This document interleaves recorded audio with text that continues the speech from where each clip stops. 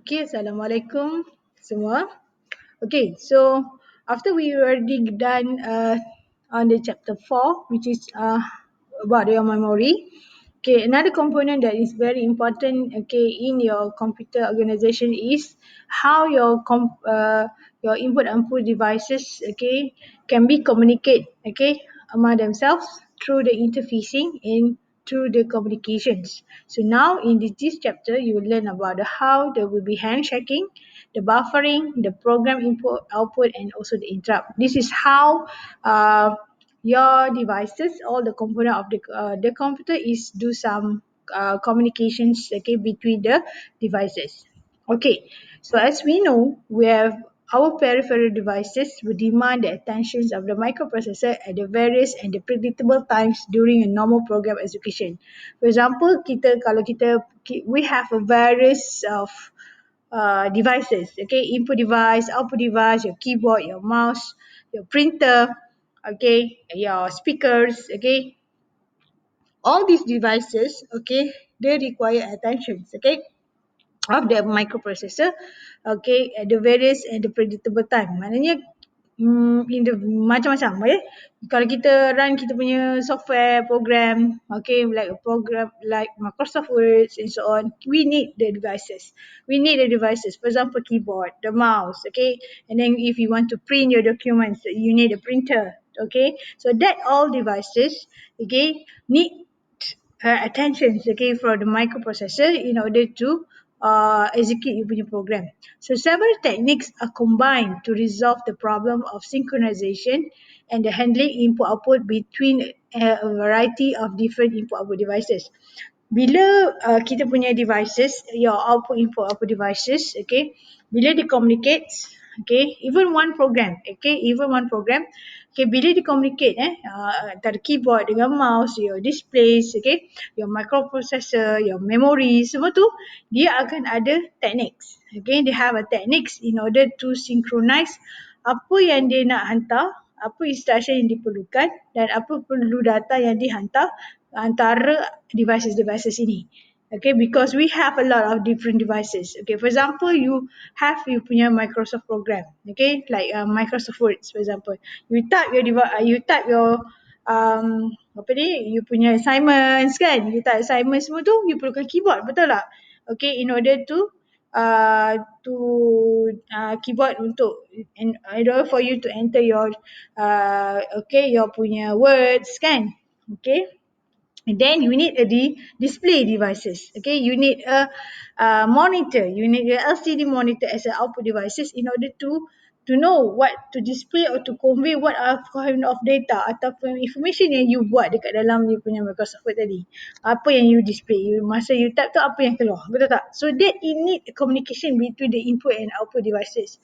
So antara tu we have a process sebenarnya and we have a several techniques in order to combine bila ada between the devices is need to be communicate, okay, so they have a technique, okay, they have a issues, okay, in issues for example synchronization, macam mana they handle the input outputs, okay, when you have a variety of different input output devices, okay. So input output devices cannot directly communicate with the CPU, okay, kerana the formats that require have a different devices are different. Okay, alright. Some of devices are using a piece of data. Okay, it's like a keyboard. Okay, some of the devices are require a block of data. For example, your punya storage. Okay, and then some of the aspect data can be sequentially. Okay, they can be a sequence. Okay, and then some aspect your data will be in the parallel. So the input outputs formats have a different file of format. So CPU, therefore your input output devices cannot communicate directly to the CPU. Lagi banyak you punya devices, lagi banyak benda yang lagi banyak devices yang diperlukan, Okay, your devices cannot directly communicate with your CPUs. Okay, so bila incompatibility in the speed, lagi satu kita kena tahu CPU dengan input output devices, CPU dia punya processing time is much faster than your punya input output devices. So because of that, they have incompatibility in order for your input and output devices to communicate directly with your CPUs. So they make some synchronization difficulties. Okay, sebab CPU you laju. Okay, for example, like a printer. Printer takes time. Okay, for you to send your data to the printer, for takes time for the printer to print. Betul tak? CPU dia cepat. It's much faster. Takkan CPU nak tunggu you habis printing baru dia buat kerja lain? No. Okay, kalau tidak buat apa you beli mahal CPU mahal-mahal in order to use this one for print only one, boleh buat kerja dalam satu masa saja. Okay.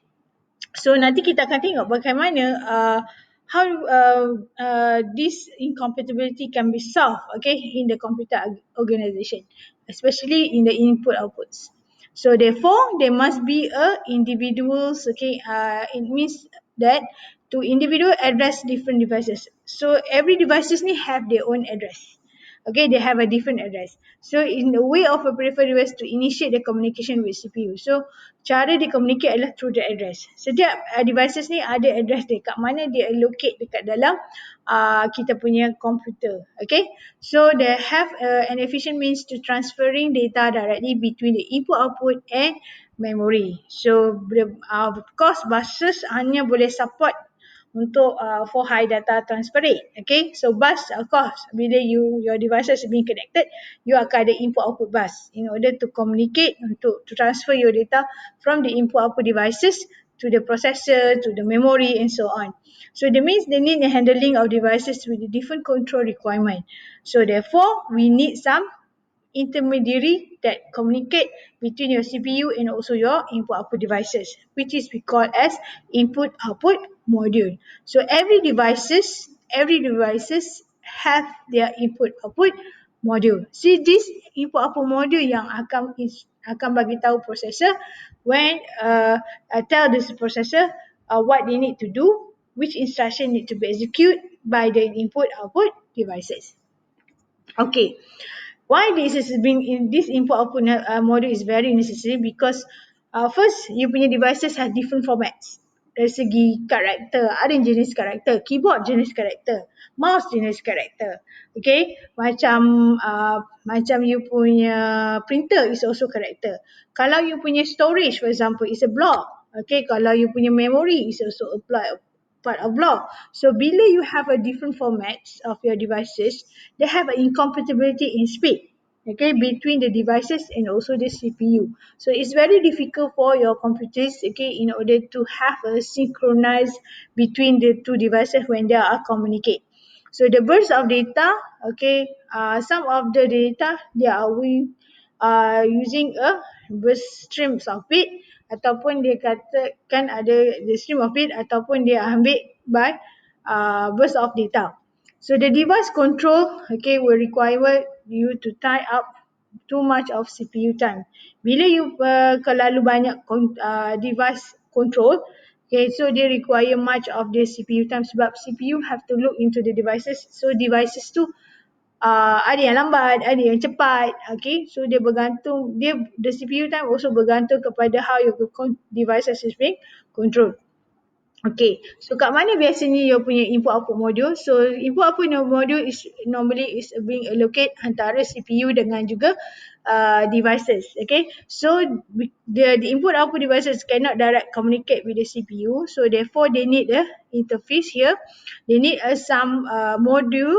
Okay, we call input output modules. Okay, so this is input output module will tell the CPUs. Okay, will tell the CPUs receive the instruction from the CPUs, okay, to the devices, okay, from the devices through the input output module to the CPU. Okay, so for example kalau kita input so bila input devices it must come from the devices, betul? So bila dia sampai daripada devices, you kena must from user punya interaction. So user bila keyboard, you tekan your punya huruf A, so your A tadi dia akan hantar daripada input device kepada input output module, dan daripada input module baru ke CPU. Barulah CPU akan instruct pergi ke display ke so on. Okay, kalau you output device pula, dia terbalik. Okay, the instructions have come from the CPU. Okay, contohnya you print. Okay, you print documents for example. You kata print. You select print, sebenarnya you hantar request untuk printing. So, bila dia hantar request untuk printing, CPU akan bagi instruction printing tadi ke input output module, which is your printer. Okay, printer punya input output module lah. Printer punya input output module. So, input pada module akan hantar data, and then this data hantar ke printer so that the printer can print your documents. Okay, so this is how the configurations of your input output module. So di sini kita panggil dia sebagai input output module. So input module is actually is more towards your function, okay, for your communication between the CPU and also the devices. Okay, dalam in the real situation, input output module ni kita panggil dia sebagai device driver.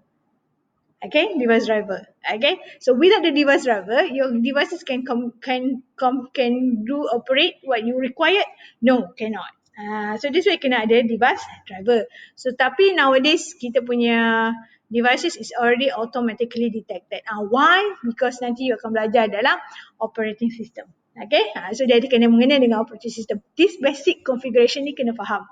Okay, supaya you have an idea. Okay, when you have input output devices, macam mana they communicate, how they receive the instruction from the CPU, how they transfer from your data through the CPU. So mesti melalui input output module. So far you know have the input output module. Okay, right? So input output module ni awak jangan fikir is a device, is it devices? No, it's a set of program. Okay, it's set of program where the program akan receive the instructions from the devices or from the CPU, and then dia akan communicate, okay, between the CPU and also the devices. Okay, if your devices required to execute some devices punya operation, so dia akan hantar ke CPU sebab CPU yang execute. So devices hanya do the operate what they need. Okay, instruction must come from the CPU, betul? So bila the instruction come from the CPU, that instructions will go to the input output module first before they go into the input output devices for the punya operations. Okay, alright, faham Okay, so dalam CPU kita ada data input output data register and also address register. That's why you punya kena tahu kat mana you punya devices is being connected. Sebab bila dia nak bagi arahan kepada instruction, arahan kepada devices, so dia kena tahu where is your input devices is being allocated, dan how they do not know that is through the input output module. Okay, so sama juga dengan data. Okay, we have address a data register. So whatever data yang you CPU nak hantar ke devices, so dia kena melalui input output module, dan data itu daripada input output module dihantar ke data, data tu dia akan dihantar kepada input output devices. So you kena imagine input output devices ni, kalau input devices, imagine your keyboard. Okay, bila kita punya keyboard, that's why you punya, bila kita on computer, automatic your keyboard is already detected. So bila dia input output devices, they know where is your keyboard is being allocated. Okay, so bila dia input, this must come from the devices. Okay, sebab dia is automatically detected. So bila you key in data, for example username, you put your unit type semua, so your punya devices from the input device, okay, they go to your, of course they will need to go to your bus, system bus kan semua. So data tu masuk ke dalam data bus, okay. So bila dia masuk data tu, data tu input output module, dia akan bagi tahu this data is belong to which address. So dia akan hantar ke CPU untuk diproses seterusnya. You tekan A. So what happened to the A? So CPU yang tahu. Okay, CPU kata, oh A ni nak kena hantar dekat monitor. So monitor hantar pula data ni. A tadi hantar ke data register. So data register pergi ke output module. And output module pergi display punya output module, hantar ke output devices. So keluarlah A. Cepat tak awak keluar? Cepat. So process is very fast. Okay, alright. Sebab dia mudah. Okay, so itu je. Saya punya simple saya punya walaupun there is input output module is very complex. It depends on the devices. Okay, sebab nature of the devices. Sebab different devices have their own way of communicate and have their own way to be operate. Okay, contoh macam tadi saya cakap, kalau input device macam keyboard, mouse, kalau lagi awak tak gerak, selagi awak tak key in, selagi itu device you tak buat apa-apa. Okay, so bila you tekan A, okay, so A ni hantar data, data dihantar ke input output module, ke input output module, dan input output module akan hantar data A tu kepada CPU.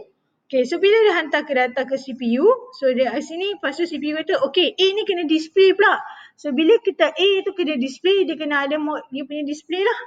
Okay, so dia hantar ke pula register of display kepada input output module, dapatkan address daripada input output module of course, and then dia hantar data tu kepada input output module of display, and then that is display hantar kepada display punya devices. This is how happen. You every time when you on your computer, it happens. Okay, so when you argue you punya program, so every program have their own devices yang diperlukan. Kalau mouse kita ada apa ni? Kita ada pelbagai bila kita bila data ni ada banyak so kita punya devices ada banyak, program pun ada banyak. So every program they require of devices. So the depends on the devices. So every devices, when you are devices connected to your computer, they mesti detect you punya device. They must be install your device driver. Sebab device driver ni is part of the input output module. Sebab dekat dalam tu ada set of instruction macam mana your devices can send the data or receive the instruction, okay, daripada CPU dan juga devices. Okay, alright. Okay, kita tengok apa functions input output module. So the input output module function can recognize the message from the devices, okay, address to it, and accept the commands from the CPU. Okay, so dia boleh recognize, okay, what the message from the devices, okay, and address to it, and accept the command from the CPU. Dia boleh terima juga command ataupun instruction from the CPU. That is the functions of the input output module. Besides that, they provide the buffer where the data from the memory can be held until it can be transferred to the devices. Okay, why they have a buffer? Buffer ni adalah is a memory area. It's a memory area. Okay, it's a part of memory area di mana dia akan hold the data, okay, while it's been transferred to the devices or from the devices. Okay, why it happens? Because when you have different devices have different speed, or the speed of each devices has mismatch of different speeds, so they have to put into a buffer first. Okay, alright, they have to do a buffer before it can be transferred to or from the devices. So they provide the necessary register and control to perform a direct memory transfer. Okay, they provide the necessary register. Contoh, kalau you nak hantar data ke devices, so you need a data register. If you need some instruction address register, so you need an address from the devices. So the input output module will send the address of your devices to the address register lah. Physically control the devices. Okay, they physically control devices. This input output module can physically control the devices. Kerana dalam devices, okay, selagi you turn on tak cabut, the devices is okay lah. Tapi kalau dia selagi you connected, then you will be control the devices, and they make a copy of data from its buffer to the devices or from the CPU to its buffer. And this input output module also is used to communicate with the CPU. Okay, tanpa input output module functions, your devices cannot being operate, okay, cannot being operate as you required. Okay, macam certain program, contoh you main game. Bila you nak main game, you nak main joystick, so your joystick needs to become connected to your computer. Okay, so your program require a joystick. So when your joystick tu kena connected to your computer, so dia kena install your device driver of joystick, so that your joystick tu can be used during you punya game programs. Kan, so you nak handle you punya joystick tu ke kiri ke kanan ke whatever, so that is need a dia punya device driver. Okay, through the input output module functions lah. So you kata ke kiri lah. Kalau dia kata ke kanan, you monitor. It depends, okay, of the program. So instruction needs be executed by CPU. Okay. Now, kita dah tahu, okay, antara input output devices and also the CPU, we have input output module and its function. So, kita kena tengok macam mana the techniques. How your input output devices ni can communicate each other. Okay, dia ada beberapa teknik. Yang pertama adalah buffering technique. Okay, buffering technique ni dia menggunakan buffer. Okay, they have a user memory, some of memory of your area, okay, as a buffer, okay, untuk hold your data while it's transfer between the devices. Second, through the handshaking. Okay, handshaking is normally is a communication between the two devices. Okay, normally this handshaking is being used for your communication, your network communications of your devices. Of course, every day you are going to internet. Okay, so before you were going to internet, so your devices, okay, especially your modem, you have to communicate with your modem, and once your modem is being connected, barulah you boleh pergi ke internet. So during that time, dia ada handshaking. So another technique is the program input outputs. Okay, so normally this type of technique is being controlled by your CPUs. Okay, CPU boleh control you punya input output devices through of course input output module lah. Okay, and then we have an interrupt driven of input output. So interrupt driven of input output is external input controls. Okay, so yang ni kita akan tengok later on.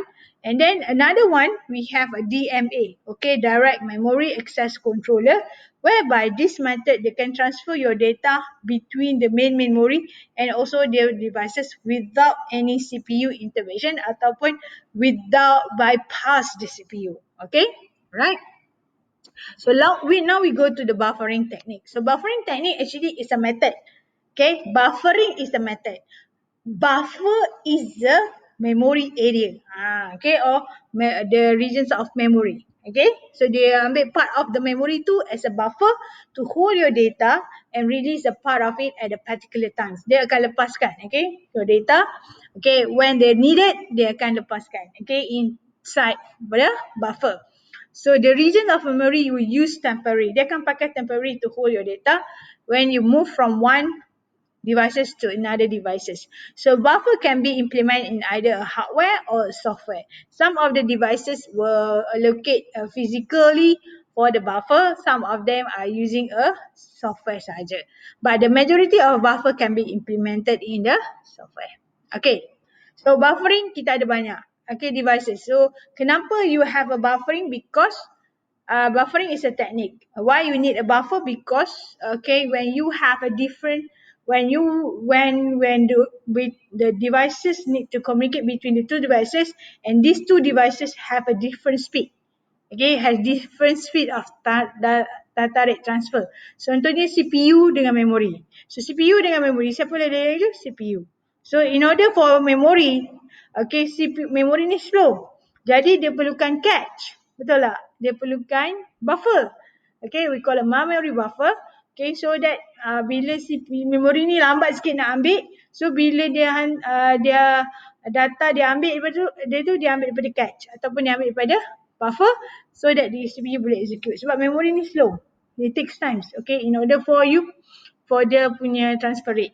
Okay, antara CPU dengan hard disk. Hard disk lagi slow daripada memory, betul tak? Jadi dia perlukan memory buffer in order to fetch data from the storage ataupun to store data to the storage. Okay, so itu buffering. Okay, now we go to the handshaking. So handshaking is a brief back and forth series of requests and acknowledgement to request a connections. Okay, if the negotiation is successful, then the connection is open. This connection is logically in the full duplex communication. Okay, ataupun connections. Okay, this handshaking is normally used for the all network devices of communication devices. For example, you punya wireless, you punya wired. Okay, so bila you pakai wireless, you need to connect it with your wireless modem, betul? Okay, contohnya awak connect you dengan you punya personal hotspot.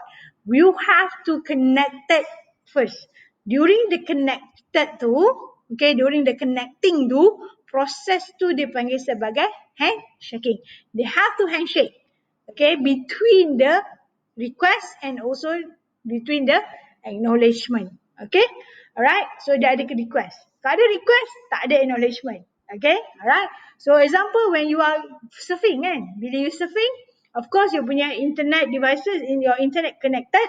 Once it's internet connected, you pergi web browser, you Chrome lah, Google, Firefox lah, whatever, and then you go to the website, for example kan. So bila you pergi website, you type www.google.com. So bila you type the address of www.google.com, the URL of the website of the Google, that actually when you click, double click, okay, Google, you enter ke whatever, so you akan request, okay, you request to the Google server. Sebab of course the internet connected kan. So you request the Google server. Okay, Google server ni melambak kat US lah, kat mana, China lah, kat Brazil lah, kat mana, California lah, okay, kat mana, kat Sweden lah, wherever, okay, kat Switzerland, kat Geneva, wherever. So this Google server, okay, when you request www.google.com, so from your service provider, your TM, whatever, so dia akan hantar your this address to the Google. So Google server akan acknowledge you punya request tadi. So bila dia acknowledge, that's why you keluar you punya Google web page. Sama juga kalau you nak pergi ke www.korea.com, okay, your kpop.com. So you are going to the web request for the K-pop punya web server. So in the Korea, and then this web server of Korea will acknowledge you punya request. Dia akan, bila dia acknowledge, dia akan receive, dia akan appear, give you a web page of K-pop. Okay, so this is how the handshaking. Okay, tak semestinya divide communication saja. Normally handshaking ni banyak digunakan untuk communication. Okay, when you are Facebook booking, you Instagram and so on. So you are requesting the Instagram. You click the Instagram, sign in. Tak sign in pun. Awak klik pergi Instagram, awak pergi dah auto login for your punya your social media, you just post. You rasa you nak post, you post. Kalau you live. Okay, live streaming. Itu handshaking. You kena handshake dulu. When you live, you kena ni dulu. So, handshaking is required. Okay, before you can do some live, you kena make sure that your punya connection is good lah. Okay, before you do some live punya social media. Okay, live, FB live, or Instagram live, whatever lah, YouTube kan. Okay, so this is what do in the handshaking. Okay. Alright, so this is how the clients, okay, so it is example of the process flow, okay, when you have a client. So normally macam saya cakap tadi, for the client to the server. Client is from your web browser applications, okay, and the server is anywhere, okay, any server. So anything that going to the server, to the web, must go into the web server. So they give some. And how they acknowledge, okay, normally we call it as a three-way handshake. First, they request. Of course, from the user, they kena request, okay, through the address. So, they type www.google.com. So, go to the server. So, bila server kata, yes, this is my address. Okay, this is my Google server's address. So, they acknowledge. They agree. Okay, so they send the numbers. Okay, I agree. I acknowledge these connections. And then, bila you enter, so dia akan, bila dia kata, okay, this is the data I want. Okay, awak kata awak nak pergi home ataupun yang pergi index. So, the server kata dia dah connection tu dah establish. So, dia akan boleh send the data as what you required. So, barulah nampak page awak. Barulah nampak page Google awak. Page whatever website that you are going to. Okay, alright. Okay, so this is normally you do, okay, when you are communicates, okay, to the internet. Okay, alright, tadi dah kita handshaking. So now kita pergi ke program input outputs. Okay, so in the program input output techniques, the input output data and the address register in the CPU, so it is being controlled by the CPU.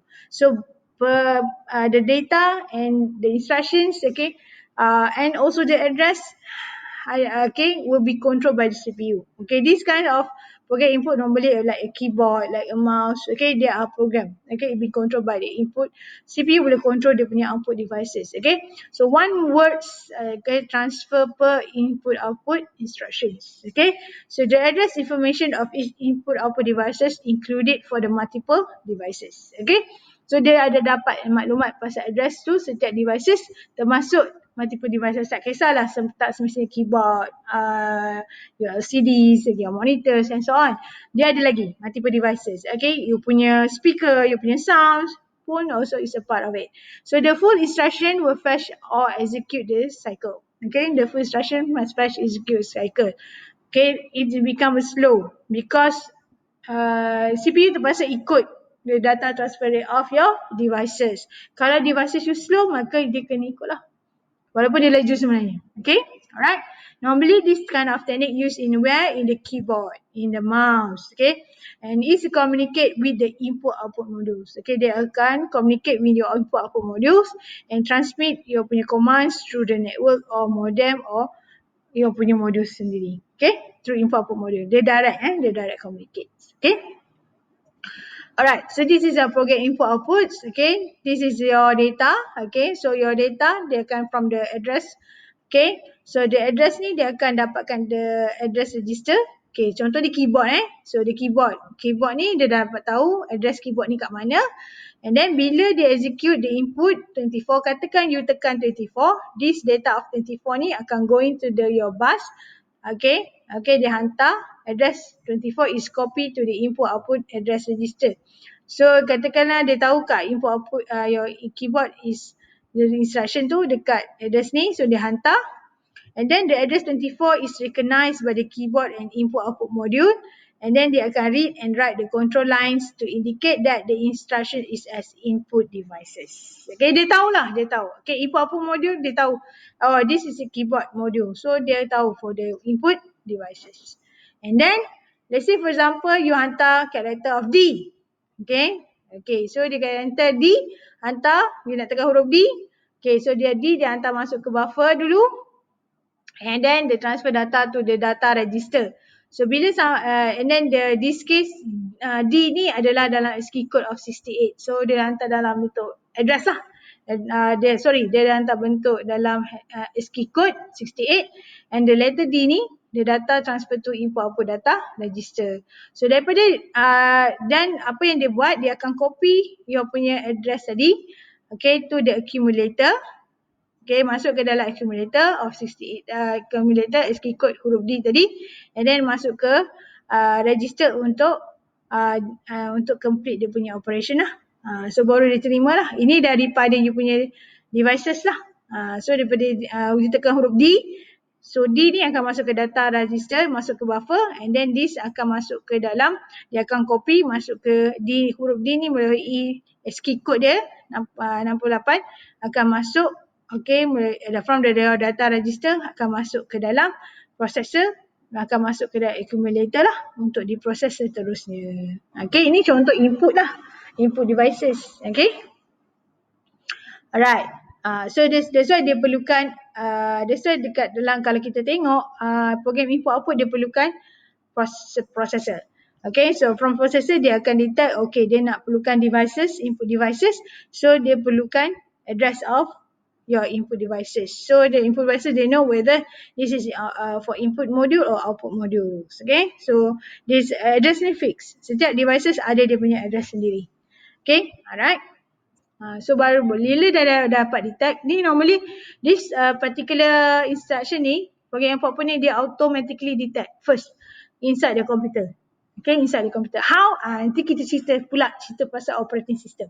Yang ni lebih fokus kepada devices. So bila dia dah detect you punya keyboard, barulah you boleh tekan huruf D, barulah boleh tekan huruf whatever yang you perlukan. Okay, hantar ke data register. Okay, and then daripada data register dia make a copy go to your punya processor. So this is how your program input. Nampak macam banyak tapi sebenarnya prosesnya cepat. Okay, tak lama. Kenapa dia kena letak dalam buffer? Sebab you punya CPU dengan keyboard, siapa lagi laju? CPU. Okay, so this is from the devices. So nak masuk tu dia kena ada masuk buffer dulu. So daripada buffer baru dia hantar ke dalam processor. Okay, sebab processor cepat. Okay, dia tak boleh tunggu keyboard takes time. Walaupun macam tekan D boleh keluar. Tak nampak macam tu, tapi sebenarnya processor ada process flow dia. Okay. Alright. Next technique is interrupt driven. Interrupt driven input outputs. Okay. So peripheral devices may demand the attention of the microprocessor during a normal program execution. Okay, ini normal berlaku. Okay, interrupt driven. Okay, interrupt driven of input outputs. Okay, it's normal happens okay when you execute your program. Contohnya Microsoft Words. So you do your Microsoft Words, and then suddenly they have some dialogues box appear okay in the Microsoft Words. Okay. Alright. So bila dia appear tu, there's need a interruptions. Okay. So what is an interrupt? Interrupt is a call for the microprocessor to interact or service the interrupting unit. Okay. Contohnya macam awak nak delete. Okay. Awak tengah run the program and then tiba-tiba you delete. Lepas tu dia akan tanya, are you sure you want to delete? The dialogues will appear kan? So that is actually a interruptions. So you perlu response, okay? So bila you respond, baru dia execute by the CPU, okay? And then CPU akan do the deletion process lah, okay? Contoh, okay? So it happens, it normally happens, okay? During executions of your program, okay? Alright, contohnya waktu tengah ni awak minta dia request for input kan, awak tak in kan? So bila in, interruption berlaku lah sebenarnya. Sebab you perlukan input daripada dia tengah dia execute punya line of code kan. Lepas tu tiba-tiba dekat code awak tu isi in. So bila dia in, interruption berlaku. Okay. So dia kata please enter data. Please the data input 1. Okay. So sebenarnya benda tu adalah interrupt. Okay, so bila dia interrupt, dia perlukan processor punya attention. They call for the microprocessor, okay, to interact, to communicate for the service interrupting unit. Okay, dia perlukan interruptions. So the interrupt will cause the computer to suspend the program being executed and jump into a special interrupt processing program. So that's why bila kita tengok interrupt ni dia memain peranan dalam komputer. Okay, alright. So interrupt ni apa? Interrupt is a call.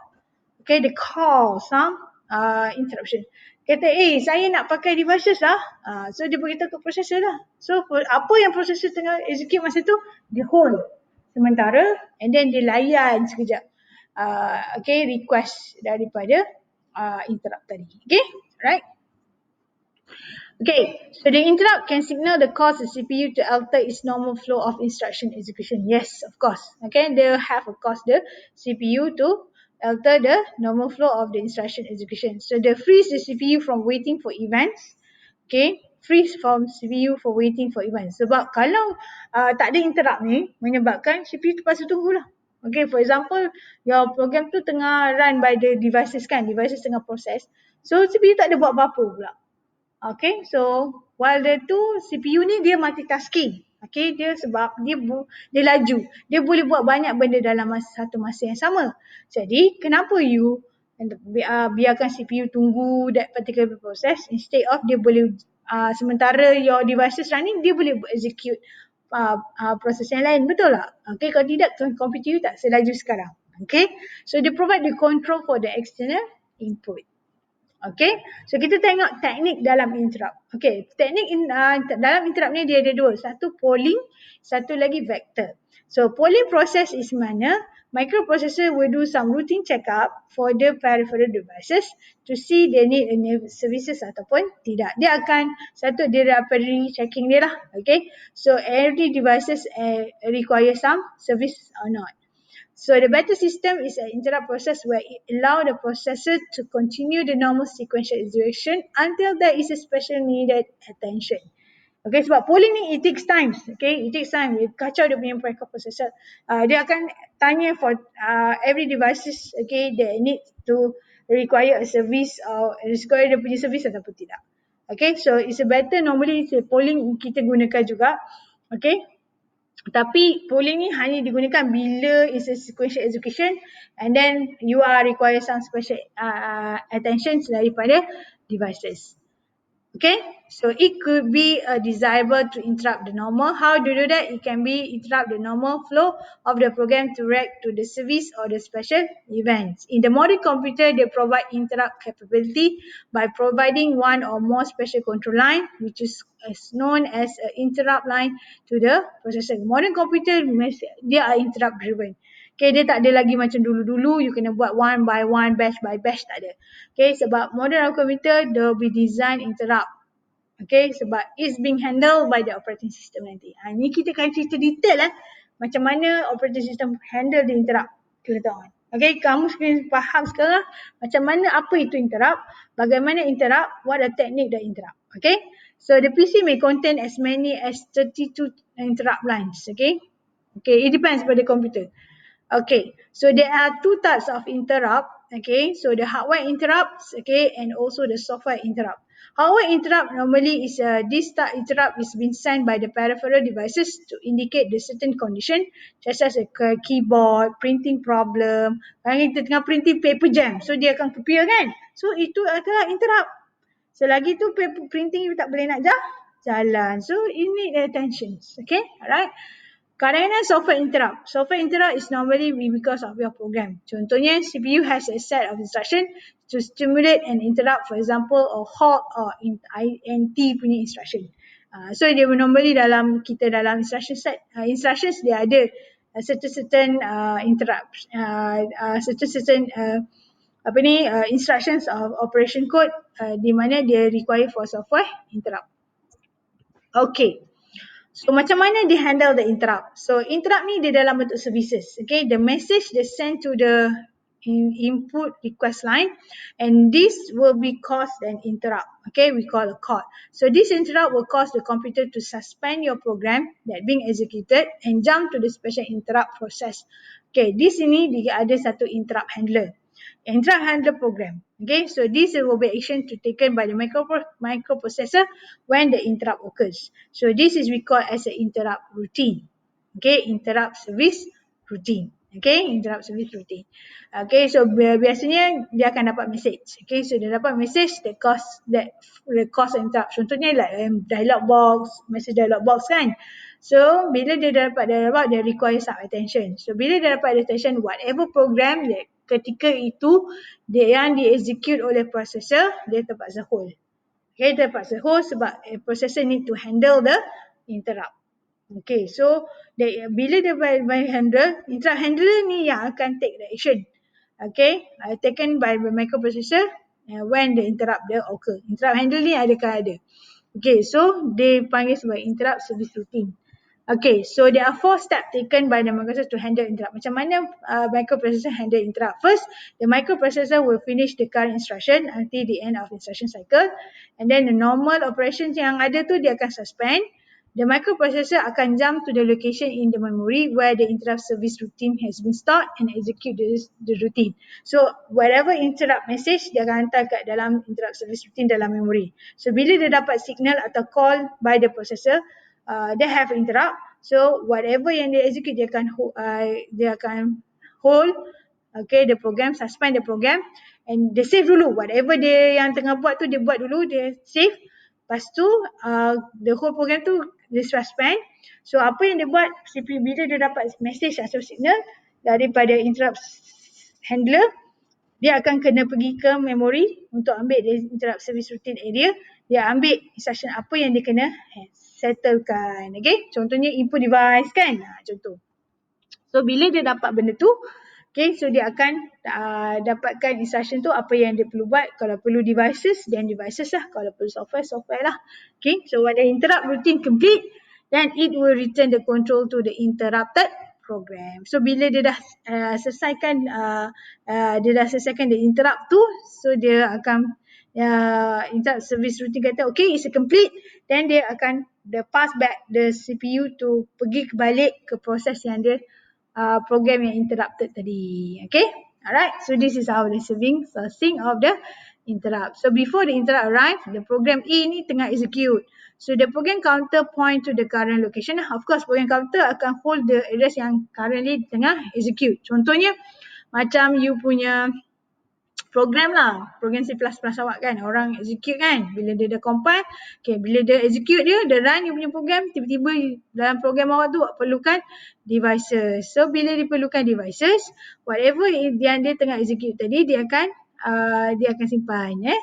So contohnya bila ada program yang awak perlukan so program awak tiba-tiba ada key in, ada perlukan device attention. So what happen is bila CPU receive the instructions, received by the CPU, interrupt tu dihantar by the IRQ, hantar message and bagi call, CPU ada interrupt. So the current instruction akan complete, all the registers akan semua yang disimpan, semua variable apa semua yang awak buat untuk program tu, semua akan disimpan di dalam stack.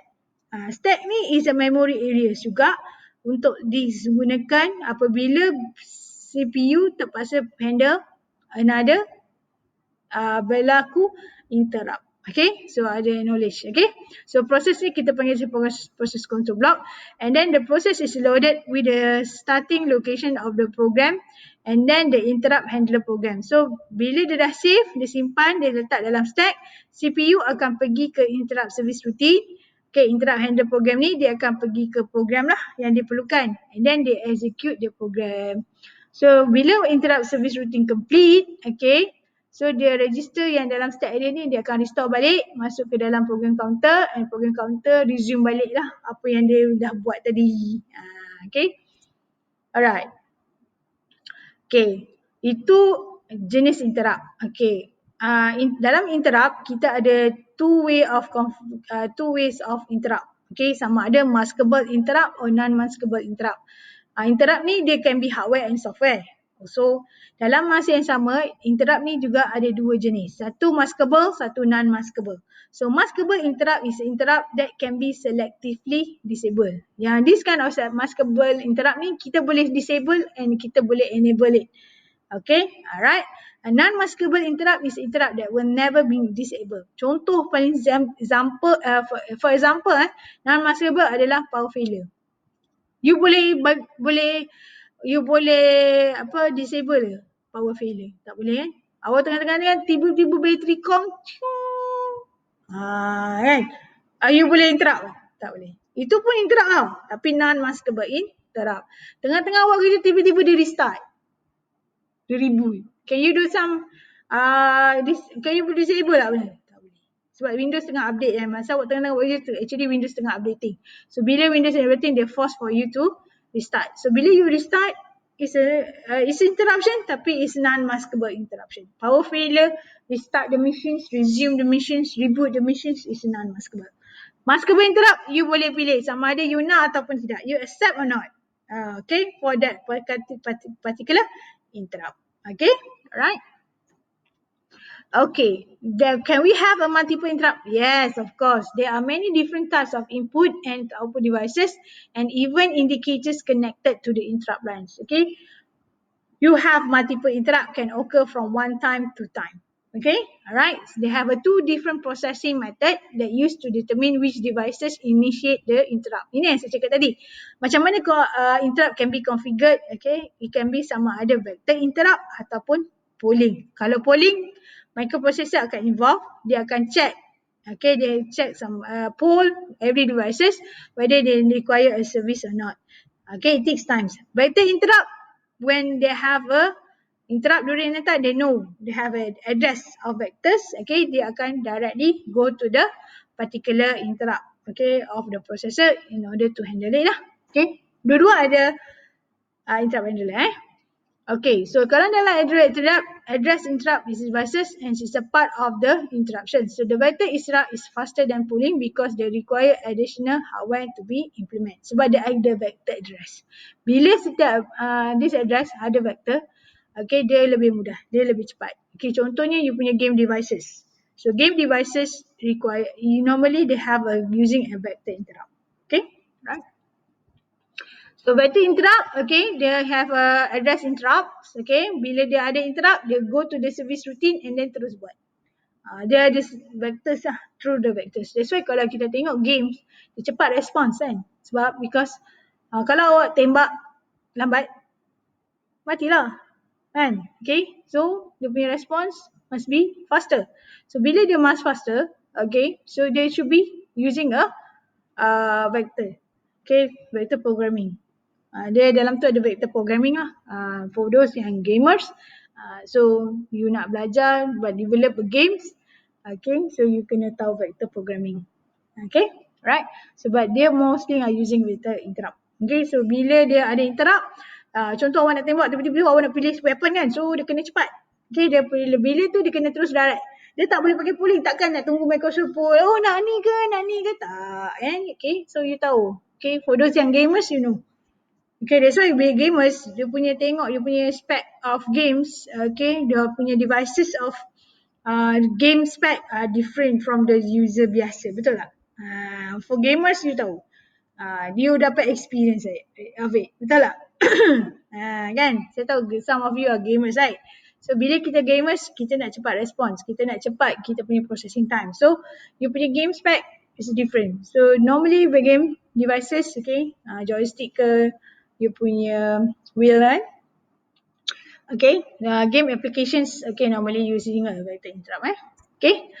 Ni polling lah. So polling dia general interrupt sebab dia share dia punya general interrupt, dia share in between the devices and the common branch of address for all the interrupt, and the program can take care of the interrupt begin at the branch address and pull the interrupt sources in the sequence to identify the interrupting devices. So dia poll dulu. Dia tanya bila polling ni takes time lah. Okay. Kalau ada banyak you punya devices lebih connected during time, polling it takes time. Okay.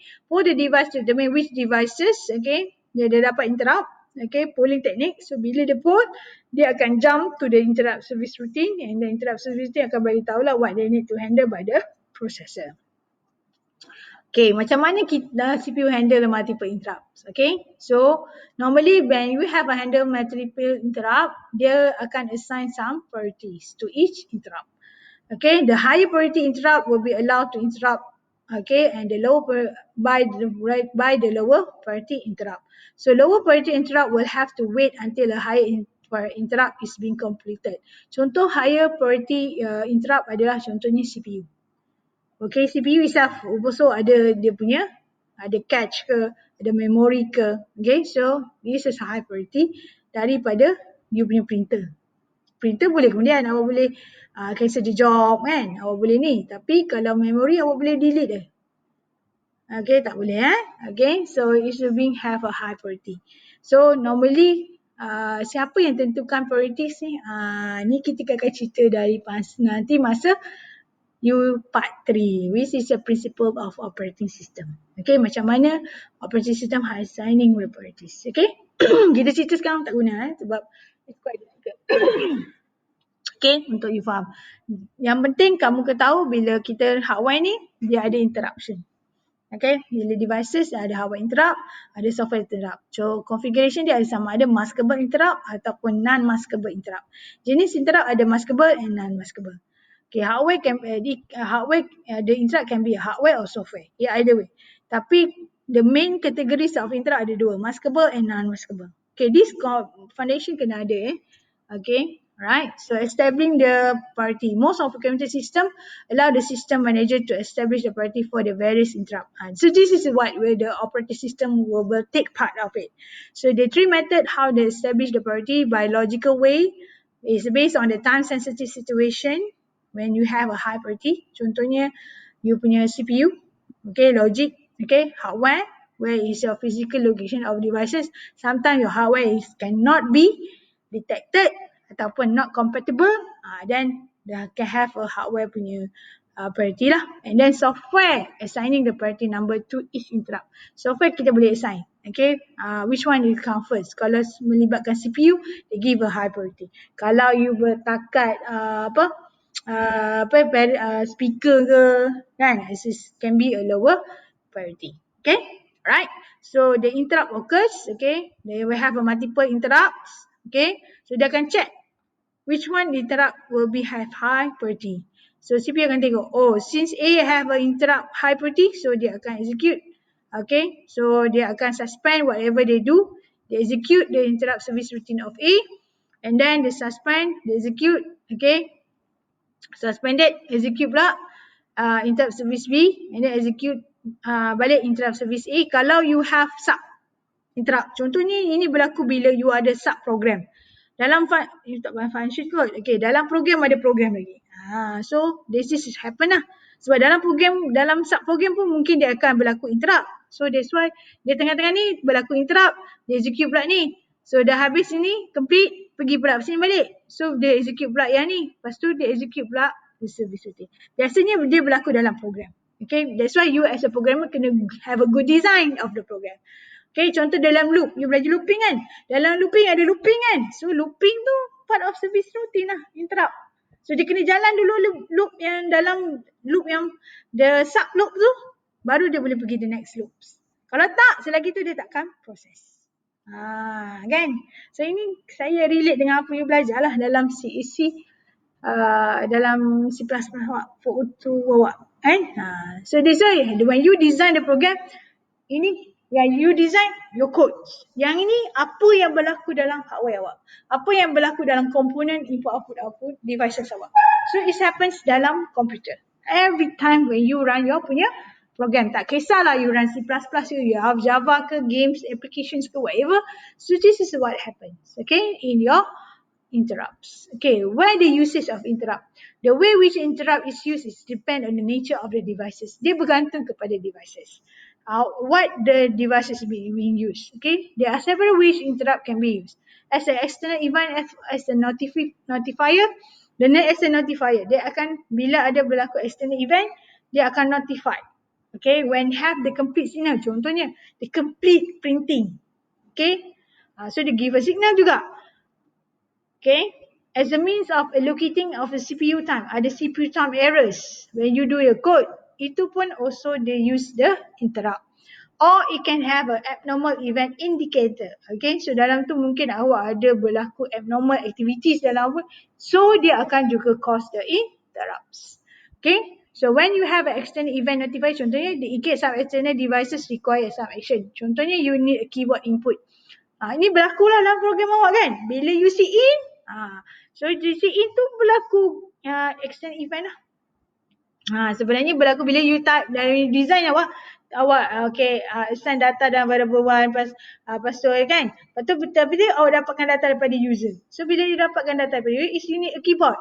So where keyboard input is external event notifier. So bila external event notifier, dia akan require you punya response. Selagi you tak respond, selagi you tak key in, dia tak cannot process.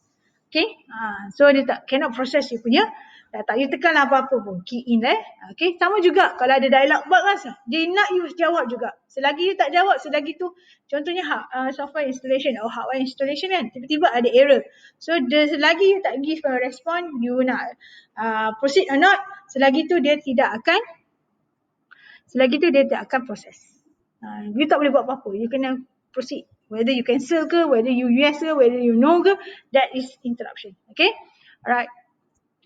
Completion signal, okay, to control the flow of data to an input devices. The interrupt serves to notify the computer complete of particular course of action. Example adalah when you have a printing process ataupun DMA. DMA ni kita akan cerita. Complete process maksudnya printing process kan, you complete printing kan. Ataupun you complete installation, require restart. You want to restart now? Yes. So, complete signal lah. Okay, so interruption juga. Okay, ni contoh printer handler interrupt. Okay, so original program, tak kisahlah. Contoh Microsoft Word awak kan, tengah execute. Tiba-tiba awak nak pergi print. So print interrupt handler akan beritahu you suspend or whatever program yang CPU tengah hold your punya program Word tadi, and then pergi kat printing interrupt handler. Okay, dekat printer ni ada buffer. So bila dia dah settlekan interrupt handler tadi, okay, dia akan resume dia punya works. Nak print lagi ke ataupun tak? Okay, yes or no? Yes. Kalau yes, pergi balik print buffer. Kalau no, you continue the printing. Continue you punya program execution lah. Okay. So how the allocating CPU time? It's used as a method of allocating CPU time to different programs that are sharing the CPU. It's normal. When you have several CPUs, okay, for different programs. Ini normal. Okay, in dalam modern computer system. Okay, so macam mana dia allocate their CPU to different program ni? Okay, so the computer will provide internal clock that they and send the interrupt periodically to the CPU. So dia ada setting, okay, periodically. Ni siapa handle? Operating system. Okay, so operating system akan design. Kamu beritahu, okay, every 2 milliseconds dia akan check ada interrupt or not. Okay, periodically. Once the CPU receive the interrupt, then it will suspend the current program and go to the next program to be executed. This is what happen dalam komputer. Nanti you akan tahu macam mana dia handle the interrupt. Okay, directly. Yang ni kamu kena faham macam mana.